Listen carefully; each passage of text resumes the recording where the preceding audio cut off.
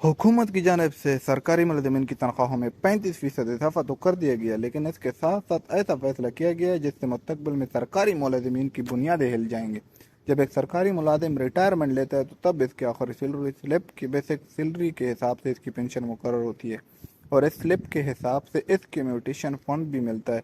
मिसाल के तौर पर एक कांस्टेबल जुल्करनैन 1357 ग्रेड 7 में भर्ती हुआ और 40 साल नौकरी करे तो इसकी आखिरी सैलरी स्लिप में इसकी बेसिक सैलरी 70,000 हो जाए। तो पिछले कानून के मुताबिक इसे तकरीबन 70,000 पेंशन मिलनी थी, लेकिन अब हुकूमत ने पॉलिसी बना दी है कि जुल्करनैन को इस बेसिक सैलरी के हिसाब से पेंशन दी जाएगी जिससे वो भर्ती हुआ था, मतलब 16,350 रुपये, और जो पैसे फंड की मद में 25-26 लाख मिलता था वो भी 15-6 लाख पर आ जाएगा। मतलब अब 40,000 करने का कोई करने का फायदा कोई नहीं। ये फायदा बिल नहीं। पास करके ये हुकूमत बिल ने पास सरकारी करके मुलाजिमीन का मुआशी कत्ल कर दिया है।